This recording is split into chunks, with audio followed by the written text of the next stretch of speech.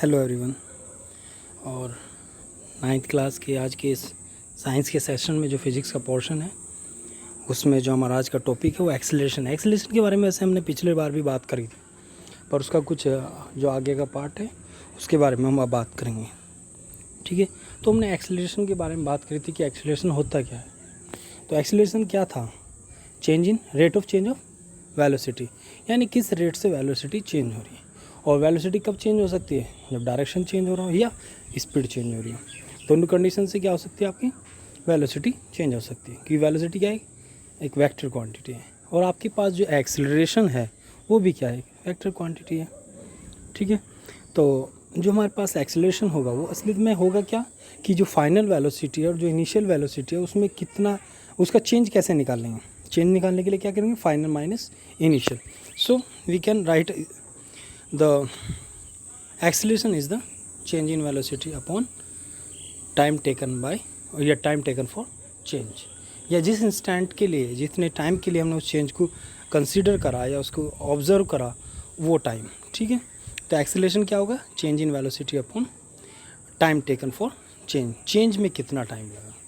ठीक है, ऐसे नहीं कोई और टाइम ले लोगे, जो चेंज है उसमें कितना टाइम लगा। ठीक है, तो आपको यदि लिखना चाहें फार्मूला के फॉर्म में तो final velocity minus initial velocity upon time taken. ठीक है, यदि आप किसी भी जगह, बेसिकली हम इसी रिप्रेजेंटेशन को यूज़ करेंगे आगे भी, कि जो वेलोसिटी फाइनल वेलोसिटी होगी उसको हम v से लिखेंगे, जो इनिशियल वेलोसिटी है उसे u से लिखेंगे, टाइम को t से लिखेंगे। तो आपसे लिख सकते हैं v minus you upon T. कुछ जगह आपको ऐसा भी मिलेगा delta v upon delta T. तो जो डेल्टा v होगा वो रिप्रेजेंट कर रहा हो क्या? Change in velocity. यदि आपके ये समझ में ना रहा हो कि डेल्टा क्या होगा, ठीक है, तो उसके लिए देखते हैं इसमें कुछ लिख पाएंगे हम या नहीं लिख पाएंगे। ठीक है, तो हम उसके लिए क्या लिख सकें? Delta we upon delta T, जहाँ डेल्टा वी क्या रिप्रेजेंट कर रहा होगा? डेल्टा वी होगा हमारा वी माइनस यू। तो आप इस तरह भी दिखा सकते हैं, ठीक है, इस तरह भी रिप्रेजेंट कर सकते हैं, इससे कोई फ़र्क नहीं पड़ेगा। तो अगर आप समझ पा रहे हो इस बात को तो उसको नोट कर लीजिएगा, ध्यान रखिएगा कि change in velocity upon time taken, this is an acceleration. Acceleration is an vector quantity. तो रिप्रेजेंटेशन आपके पास आ गया, इसको जो यूनिट होगी आप उसको बता सकते हैं। ठीक है, डायरेक्शन क्या होगा? तो डायरेक्शन सदा वही होगा जिस तरफ चेंज आ रहा होगा। चेंज के डायरेक्शन में आपको क्या मिलेगा? एक्सेलरेशन मिलेगा। जिधर ही वेलोसिटी चेंज आएगा वही डायरेक्शन किसका होगा? आपके एक्सेलरेशन का होगा। ठीक है, अब सबसे बड़ी बात है कि एक्सेलरेशन एक वेक्टर क्वांटिटी, तो इसलिए यह है क्या कर सकता है? ये पॉजिटिव वैल्यू भी रख सकता है, नेगेटिव वैल्यू भी रख सकता है और जीरो वैल्यू भी रख सकता है, क्योंकि ये डिपेंड करेगा वेलोसिटी पे। और चेंज यदि वेलोसिटी का जीरो है तो एक्सेलरेशन जीरो। ठीक है, यदि चेंज कैसा है? पॉजिटिव है तो एक्सेलरेशन पॉजिटिव, यानी वेलोसिटी इंक्रीज हुई होगी तो पॉजिटिव, वेलोसिटी डिक्रीज हुई होगी जैसे डी एक्सेलरेशन भी बोला तो हमें क्या मिलेगा? एक्सेलरेशन नेगेटिव मिलेगा। ठीक है, तो जब भी आपको कहीं पे पास ज़रूरत पड़ेगी आप बोलेंगे कि एक्सेलरेशन जीरो कब है, यानी हम बोलेंगे कि जब वेलोसिटी चेंज। और जब कभी वेलोसिटी चेंज नहीं होता उसको आप क्या बोलते हैं? उसी का आप यूनिफॉर्म वेलोसिटी बोलते हैं। ठीक है, तो जब भी यूनिफॉर्म वेलोसिटी होगा तो आपके पास एक्सेलरेशन कैसा होगा? वो जीरो। ठीक है, यूनिट्स क्या होंगे? तो यूनिट्स क्या होंगी? Change in velocity upon change या टाइम टेकर। तो चेंज इन वेलोसिटी, चाहे वेलोसिटी हो या उसका चेंज हो, मेज़र तो एक ही तरह से होगा ना। तो मेजरिंग यूनिट जो है वो कैसी होंगी? जो वेलोसिटी की, तो वेलोसिटी को आप कैसे मेज़र कर रहे थे? यदि आपसे पूछा जाए तो वेलोसिटी को आप मेज़र कैसे कर रहे थे? वेलोसिटी तो आप इसे कैसे लिखे थे? मीटर पर सेकंड या सेंटीमीटर पर सेकंड। आप चाहो तो टाइम को चेंज भी कर सकते हैं और मिनट में, आवर में, किलोमीटर पर आवर, तो आप ऐसा भी कर सकते हैं किलोमीटर पर आवर। तो इस तरह आप कुछ भी चेंज कर सकते हैं। ठीक है, तो जब वेलोसिटी के लिए ये है तो एक्सेलरेशन के लिए क्या होगा? एक्सेलरेशन क्या होगा वो क्या? Velocity upon time. तो वेलोसिटी की यूनिट क्या है? मीटर पर सेकंड अपॉन टाइम, टाइम की क्या? सेकंड, तो क्या होगा? मीटर पर सेकंड स्क्वायर। तो आप इसे इस तरह रिप्रेजेंट कर सकते हैं। ठीक है। तो आप जब भी लिखेंगे यूनिट का बड़ा ध्यान रखेंगे, यूनिट में टाइम का स्क्वायर होगा, वो भी कहाँ पे होगा, टाइम के स्क्वायर के इन्वर्स होगा। यानी कि जो एक्सेलरेशन होगा वो हो गया क्या, सेंटीमीटर पर सेकंड स्क्वायर या मीटर पर सेकंड स्क्वायर या किलोमीटर पर आवर, या आप चाहो तो और भी यूनिट्स मिनट भी यूज़ कर सकते हैं आप, ठीक है, उससे कोई फ़र्क नहीं पड़ेगा, ठीक है। पर यदि CGS लिख दिया किसी ने तो फिर तो आपको सेंटीमीटर और सेकंड ही लेना पड़ेगा, किसी ने MKS लिख दिया तो मीटर सेकंड ही लेना पड़ेगा, ठीक है। अब इसके बाद है यूनिफॉर्म एक्सेलरेशन। तो यूनिफॉर्म एक्सेलरेशन किसे बोल लेंगे, जब वेलोसिटी के अंदर जो चेंज आवे वो कैसा हो, वो एक ही डायरेक्शन में हो, यानी डायरेक्शन चेंज ना हो रही हो, ठीक है। यानी जब बॉडी कैसी है, एक स्ट्रेट लाइन में मोशन कर रही है, जब बॉडी स्ट्रेट लाइन में मोशन करेगी तो उस कंडीशन के लिए यूनिफॉर्म एक्सेलरेशन हो सकता है। यदि वो बॉडी स्ट्रेट लाइन में मोशन नहीं कर रही तो उसके डायरेक्शन चेंज के कारण भी क्या होगा, वेलोसिटी चेंज होता रहेगा, वेलोसिटी चेंज तो एक्सेलरेशन भी चेंज होता रहेगा। तो यूनिफॉर्म चेंज आना चाहिए, यानी यूनिफॉर्म चेंज कब होगा, जब एक ही डायरेक्शन में होगा तो,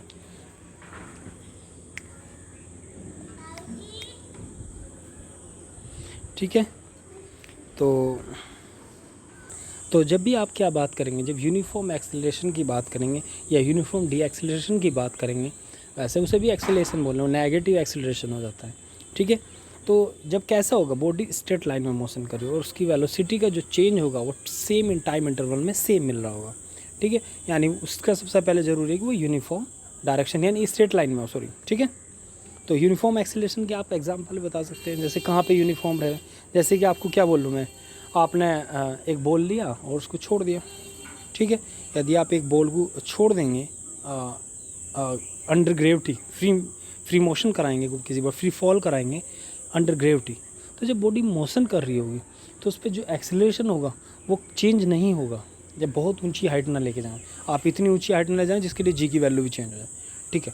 जब तक आप नॉर्मल लाइफ वाली जो वैल्यूज़ हों उन्हीं में रहो तो जो एक्सेलरेशन है वो कैसा होगा, यूनिफॉर्म होगा, ठीक है।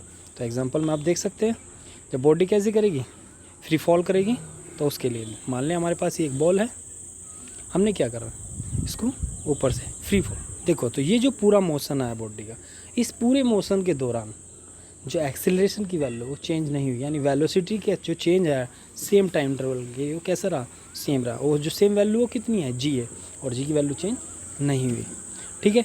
इसी तरह हम किसी इंक्लाइन प्लेन पे भी कर सकते हैं, कोई ब्लॉक लेके, ठीक है। तो कोई भी स्लाइडिंग ब्लॉक होगा उसके लिए भी हम इसी तरह दिखा सकते हैं, क्योंकि यहाँ जो उसका एक्सेलरेशन होगा उसकी वैल्यू फिक्स हो, कैसे, चलो मैं आपको दिखाता हूँ। जैसे बॉडी यहाँ पे है, ठीक है,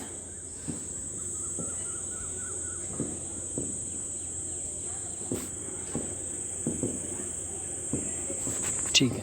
अब यदि आप बॉडी को ध्यान से देखें तो उसका जी, उस पर जो जी काम कर रहा हो इस तरफ करो, ठीक है। यदि हम चाहें तो उसके दो कंपोनेंट भी तोड़ सकते हैं, कंपोनेंट अभी आपके सिलेबस में नहीं है, फिर मैं हल्का सा बता रहा हूँ, इस तरह हम कंपोनेंट तोड़ सकते हैं। तो ये कंपोनेंट पैरेलल होगा, वो होगा क्या, जी कॉस थीटा, तो ये वैल्यू भी क्या, कॉस थीटा भी चेंज नहीं होगा, जी भी चेंज नहीं होगा, तो पूरे मोशन के दौरान ये कैसा रहेगा, कांस्टेंट रहेगा। तो इसलिए हम इसको क्या मान लें, ये भी कैसा मोशन है, यूनिफॉर्म मोशन है, ठीक है। तो इसी तरह नॉन यूनिफॉर्म मोशन कैसा हो, नॉन यूनिफॉर्म वही है जिसमें इक्वल टाइम इंटरवल्स में वेलोसिटी का जो चेंज है वो कैसा हो, सेम ना हो, या क्या बोल रहे हैं, सेम चेंज के लिए डिफरेंट टाइम इंटरवल ले रहा हो, तो दोनों कंडीशन हो सके, तो टाइम इंटरवल चेंज हो रहा हो या फिर वेलोसिटी चेंज हो रहा हो, ठीक है। तो ऐसी जो मोशन होगा उसे क्या बोलेंगे, नॉन यूनिफॉर्म बोल लेंगे आप।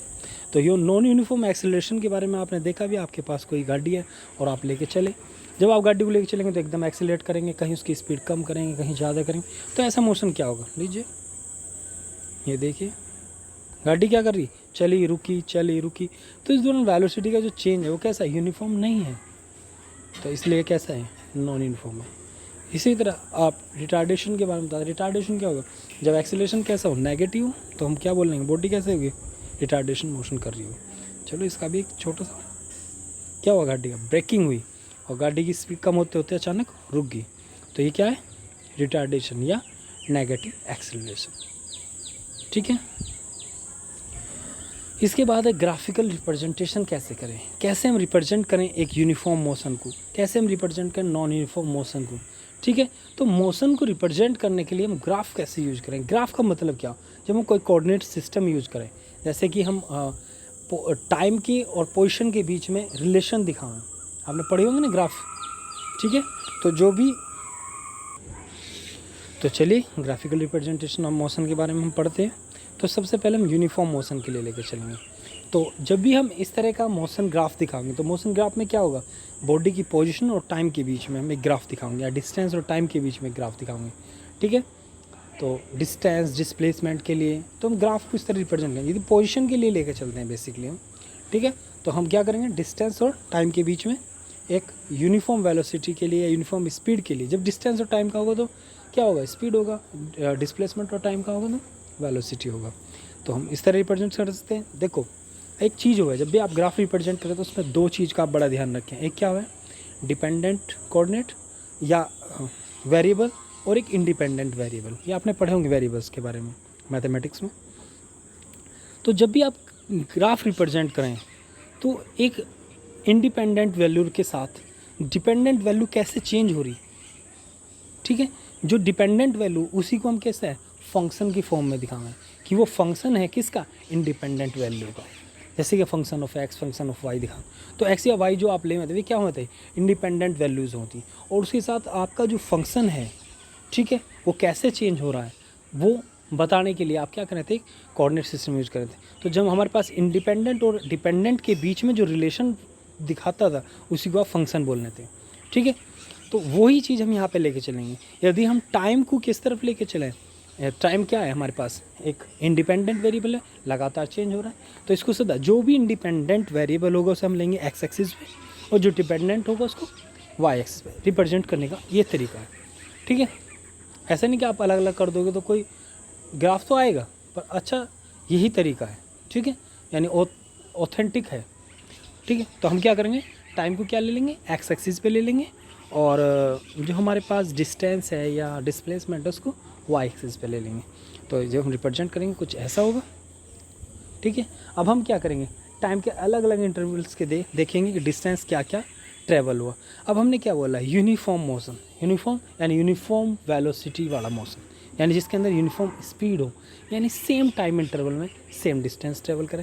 यानी फर्स्ट सेकंड में 1 मीटर चला तो सेकंड में भी क्या चलेगा, 1 मीटर, यानी वो 2 सेकंड के अंदर कितना चल चुका होगा, 2 मीटर।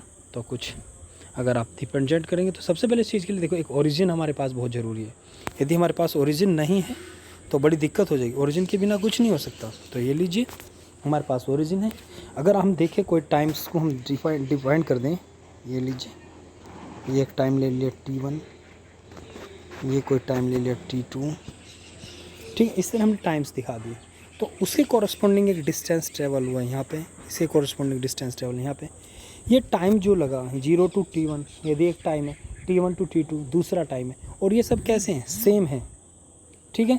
तो जो ये डिस्टेंस ट्रेवल होगा, और वो भी कैसा मिला आपको, जैसे यहाँ से 0 से आपको पहला फर्स्ट वैल्यू आपने A ली, सेकंड वैल्यू आपने B ली, ठीक है, A B इस तरह आपने कोई वैल्यू ली, ठीक है बाबू।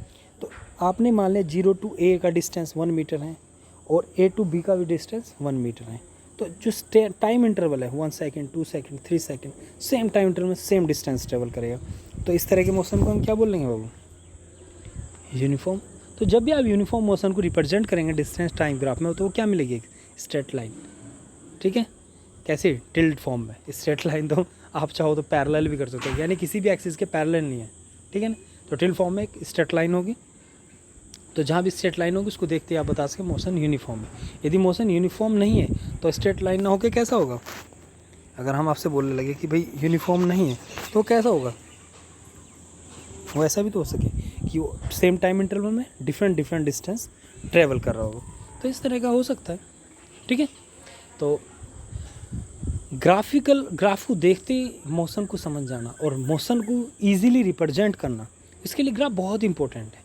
इसको देखते ही मोशन को बहुत ईजिली समझ सके, ईजिली सॉल्व कर सके, क्योंकि ग्राफ पे सॉल्व करना उस चीज़ का मतलब वो विजुअलाइज हो जाना, और जब कोई चीज़ विजुअलाइज हो जाए तो उसको बताना थोड़ा आसान हो जाए। तो ग्राफिक जो हम यूज़ करेंगे, ग्राफिक्स का मेन बेनिफिट यही होगा कि हमारे पास जो प्रॉब्लम्स हैं वो ईजिली सॉल्व हो जाए, ठीक है। चलिए यही चीज़ इन्होंने दिखा दिया आपको। तो अब बात आई स्लोप की। स्लोप आपने पढ़ा, यदि आपने लाइन पढ़ा होगा तो आपने स्लोप पढ़ा होगा, शायद 9 तक कोई भी लाइन नहीं पढ़ता कोऑर्डिनेट में। और आपने यदि लाइन पढ़ा दैट्स गुड, यदि नहीं पढ़ा तो भी मैं थोड़ा सा बता दूँगा। स्लोप का मतलब हो नॉर्मल लाइफ में झुकाव, कि जो एक लाइन आई, ये स्ट्रेट लाइन आई, इसका कितना झुकाव है एक्स एक्सिस से, इसका कितना झुकाव है वाई एक्सिस से। ठीक है, तो जब भी हम झुकाव की बात करें, ठीक है, तो जो वो झुकाव हो उसी को स्लोप बोले। अब अगर हम बताना चाह रहे कि यहाँ स्लोप क्या रिप्रेजेंट करेगा, तो स्लोप बेसिकली होवे क्या है। स्लोप होवे जैसे कि हमारे पास कभी भी किसी लाइन का जो स्लोप निकालना है तो वो पहले निकाला जाए एक्स एक्सिस से। ठीक है, यदि आप वाई से निकालेंगे तो अपोजिट तरह का निकलेगा। जब हम एक्स एक्सिस से स्लोप निकाल रहे हो तो उसे हम एम से रिप्रेजेंट करते हैं, और वो सदा क्या होगा, delta Y upon delta X. यानी वाई की वैल्यू के चेंज के साथ एक्स की वैल्यू के चेंज, या से जो इंटरवल लेंगे हम, ठीक है, उसका जो रेशियो होगा उसी को क्या बोलेंगे हम, स्लोप। ठीक है, तो जैसे कि हम क्या लिखें यहाँ पे, ओ सी अपॉन ओ बी। ओ सी अपॉन ओ बी क्या होगा, स्लोप होगा, या O T upon O A, या O T two upon O B. इस तरह की जो हम वैल्यूज़ दिखाएंगे ये सब क्या रिप्रेजेंट करेंगे, स्लोप। यदि यूनिफॉर्म होगा कोई मोशन तो हर जगह स्लोप कैसा होगा, सेम होगा। यदि यूनिफॉर्म नहीं होगा तो स्लोप हर इंटरवल के लिए डिफरेंट होगा। तो स्लोप बेसिकली रिप्रेजेंट क्या कर रहा है, और रेशियो रिप्रेजेंट कर रहा है किसका, वाई एक्सिस और एक्स एक्सिस का। और यहाँ वाई एक्सिस पे क्या है, डिस्टेंस, एक्स एक्सिस पे क्या है, टाइम। डिस्टेंस अपॉन टाइम क्या हुआ है, स्पीड। तो यहाँ का स्लोप क्या रिप्रेजेंट कर रहा है, स्पीड। तो डिस्टेंस टाइम ग्राफ का, डिस्प्लेसमेंट टाइम ग्राफ का, यदि डिस्टेंस टाइम का है तो स्पीड, और डिस्प्लेसमेंट टाइम का है तो वेलोसिटी। ठीक है, तो ग्राफ क्या रिप्रेजेंट करेगा, स्पीड या वेलोसिटी। ठीक है, तो बेसिकली हम डिस्टेंस टाइम ही लेके चलेंगे तो स्पीड करेगा। ठीक है, समझ पा रहे। तो यहाँ पे जो स्लोप है वो वेलोसिटी को रिप्रेजेंट करेगा, या स्पीड को रिप्रेजेंट करेगा। ठीक है, और वो क्या है, हर पोर्शन के लिए स्पीड का स्लोप क्या, मतलब स्लोप कैसा रहा, सेम। यानी ये मोशन कैसा होगा, यूनिफॉर्म। यानी स्पीड कैसे होगी, यूनिफॉर्म, क्योंकि हर जगह स्लोप हर इंटरवल के लिए सेम है। यदि पर इंटरवल वो चेंज हो रहा होगा तो इसका मतलब नॉन यूनिफॉर्म। यानी हम ग्राफ देखते ही तुरंत बता सकें मोशन कैसा है, यूनिफॉर्म है कि नॉन यूनिफॉर्म। यानी वेलोसिटी कैसी है, स्पीड कैसी है, यूनिफॉर्म है या नॉन यूनिफॉर्म। देखो यदि स्पीड यूनिफॉर्म है, ठीक है, तो हम नहीं बता सकते वेलोसिटी यूनिफॉर्म होगी या नहीं। पर हाँ, यदि स्पीड नॉन यूनिफॉर्म है तो 100% हम बोल सकते हैं कि यहाँ पे वेलोसिटी भी कैसी होगी, नॉन यूनिफॉर्म होगी। ठीक है, आगे चलते हैं। तो वही चीज़ इन्हें बता दें। इसके बाद हमारा जो नेक्स्ट ग्राफ है वो किसके बीच में है, क्योंकि अभी हमने टाइम और स्पीड के बारे में बात करी, तो स्पीड और टाइम के बीच का जो ग्राफ होगा, या वेलोसिटी और टाइम के बीच का जो ग्राफ होगा, वो क्या रिप्रेजेंट करेगा, कि change in velocity upon time, या change in speed upon time. तो ये सब क्या रिप्रेजेंट करें, ये रिप्रेजेंट करते हैं हमारे पास, यदि हम देखेंगे मोशन में किस चीज़ के, यदि हम इनका रेशियो देखें एक्सीलरेशन, तो इसी तरह का जो टाइम उस और वेलोसिटी का जो ग्राफ होगा, जो उसका स्लोप होगा, वो रिप्रेजेंट कर रहा होगा एक्सीलरेशन को।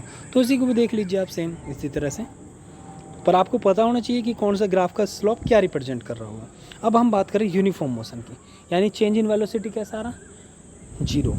ठीक है, जब हर टाइम के लिए वेलोसिटी कैसी है, स्पीड कैसी है, सेम है, तो ग्राफ कैसा दिखाई देगा, वो ग्राफ दिखाई देगा parallel to the time axis. यानी टाइम के साथ साथ स्पीड में कोई चेंज नहीं आ रहा, तो parallel to the time axis. यदि कोई बॉडी रुकी हुई है, अब ये तो हो गया आपके पास, यदि कोई बॉडी रुकी हुई है आपके पास तो कैसा होगा, फिर वो क्या करेगा, वो जो टाइम एक्सिस है उसी के पैरेलल चलेगा ऐसे। ठीक है, तो रुकी हुई के लिए होगा, समझ रहे हैं ना, उसकी वेलोसिटी 0, स्पीड 0, तो स्पीड 0 रहेगी। यहाँ कोई वैल्यू रख रही होगी v, तो वो v ही रहेगी। तो जो टाइम के साथ टाइम चलता रहेगा और स्पीड चेंज नहीं हो रही होगी, तो यानी यूनिफॉर्म मोशन होगा। तो यूनिफॉर्म मोशन को यदि आपसे पूछा जाता है कि उसका स्पीड और टाइम ग्राफ पे रिप्रेजेंट करके दिखाओ, तो आप किसके पैरेलल दिखाएंगे, टाइम एक्सिस के पैरेलल, यूनिफॉर्म मोशन। ध्यान रखिएगा, यूनिफॉर्म स्पीड बेसिकली। ठीक है, तो वही चीज़ ने दिखाया आपको कि टाइम चेंज हो रहा है पर स्पीड चेंज नहीं हो रही है। अब बात आई इनके बीच का एरिया। ठीक है ना, एरिया भी तो कुछ रिप्रेजेंट कर रहा होगा। तो वेलोसिटी या स्पीड टाइम ग्राफ के जो कर्व है, कर्व का मतलब क्या हो, जो ए बी लाइन, ये ए डी लाइन है, ये जो कर्व है, और जो टाइम एक्सिस है, उसके बीच में जो भी एरिया इनक्लोज होगा, वो टोटल टाइम, जो भी टाइम आपने कवर किया, उसमें कितना डिस्टेंस ट्रेवल करा उसको रिप्रेजेंट करेगा, यानी एरिया रिप्रेजेंट करेगा किस चीज़ के लिए, आपके डिस्टेंस को। कैसे, मैंने बोल दिया, आप कैसे मान लेंगे कि एरिया रिप्रेजेंट करेगा या नहीं। देखो इस कर्व का एरिया क्या होगा, आप एरिया लिखेंगे तो क्या, लेंथ और क्या लिखेंगे, ब्रेथ लिखेंगे। तो लेंथ क्या, टाइम, ब्रेथ क्या है, और स्पीड, टाइम इनटू स्पीड क्या हो, डिस्टेंस होता है नहीं, टाइम टू डिस्टेंस। तो इसीलिए क्या करें, ये ग्राफ क्या रिप्रेजेंट, मतलब इसका जो एरिया होगा क्या रिप्रेजेंट कर रहा होगा, वो एरिया रिप्रेजेंट कर रहा होगा।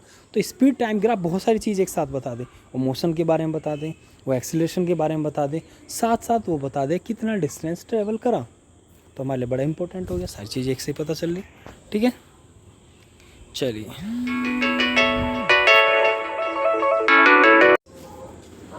सॉरी फॉर इंटरप्शन, बीच में कॉल आ गई थी, इसके कारण इंटरप्ट हुआ मामला। तो हम बात कर रहे थे कि जो स्पीड टाइम ग्राफ है उसका जो एरिया एनक्लोज होगा between the speed time curve. Speed time curve कौन सा होगा, जो जैसे कि आपसे पूछा जाए डिस्टेंस टाइम कर्व, तो ओ ए या जो मैंने जिगजैग फॉर्म में खींचा वो सब क्या हो, डिस्टेंस टाइम कर्व, यानी डिस्टेंस और टाइम के बीच में जो रिप्रेजेंटेशन के लिए जो हमारे पास मिला हो कर्व है, स्ट्रेट लाइन भी कर्व है। ठीक है, तो इसी तरह स्पीड और टाइम के बीच में जो कर्व होगा और उस कर्व और टाइम एक्सिस के बीच में जो भी एरिया एनक्लोज होगा, यदि आप कोई टाइम इंटरवल फिक्स कर देंगे तो उस टाइम इंटरवल के अंदर जितना एरिया एनक्लोज होगा तो वो उस टाइम इंटरवल में चलेगा, डिस्टेंस को बताओगा। यदि आप 0 से और पूरे टाइम के लिए लेंगे तो पूरा एरिया एनक्लोज देख लेंगे। ठीक है, तो जो भी एरिया एनक्लोज होगा वो क्या रिप्रेजेंट कर रहा होगा हमारा, वो रिप्रेजेंट कर रहा होगा जो डिस्टेंस ट्रेवल करा गया है। ठीक है, नेक्स्ट नॉन यूनिफॉर्म मोशन, वो मैंने थोड़ा थोड़ा वहाँ बता ही दिया, आप यहाँ भी देख सकते हैं। तो वहाँ पर क्या देखो, ये भी नॉन यूनिफॉर्म है, क्या हो रहा, टाइम चेंज होता जा रहा, डिस्टेंस बढ़ रहा था, बढ़ता बढ़ता आखिर में क्या हो रहा, टाइम चेंज ही नहीं हो रहा, डिस्टेंस बढ़ता ही जा रहा। तो ये सब कैसे है, नॉन यूनिफॉर्म मोशन है, डिस्टेंस टाइम ग्राफ। ठीक है, चलिए ये भी है नॉन यूनिफॉर्म मोशन। आप कितने भी टाइप से जिग जैग लेके यूनिफॉर्म मोशन को दिखा सकते हैं। तो एक यूनिफॉर्म स्पीड टाइम ग्राफ के लिए चलिए, अब क्या बता रहा है कि यूनिफॉर्म कौन है, यूनिफॉर्म एक्सेलरेशन है।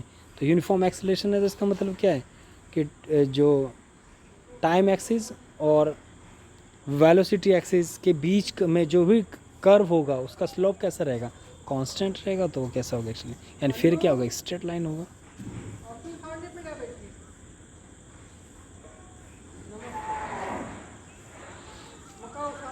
तो इसी तरह हम क्या कर सकें, यहाँ पे जो एक्सेलरेशन होगा वो क्या होगा बाबू, स्लोप होगा। पर यदि आपसे पूछा जाए वेलोसिटी और टाइम ग्राफ के बीच में जो एरिया इनक्लोज हुआ है, जो आपके पास जो एरिया आया, ठीक है, तो वो क्या रिप्रेजेंट करेगा पता आपको, और रिप्रेजेंट करेगा जो आपने डिस्टेंस ट्रैवल करा। ठीक है, तो इस चीज़ में कोई भी दोहराई नहीं रहनी चाहिए, या वो मोशन यूनिफॉर्म हो या नॉन यूनिफॉर्म हो, कर्व और टाइम के बीच में जितना भी डिस्टेंस एरिया इनक्लोज हो वो सदा डिस्टेंस को रिप्रेजेंट करेगा। ठीक है, ये लीजिए,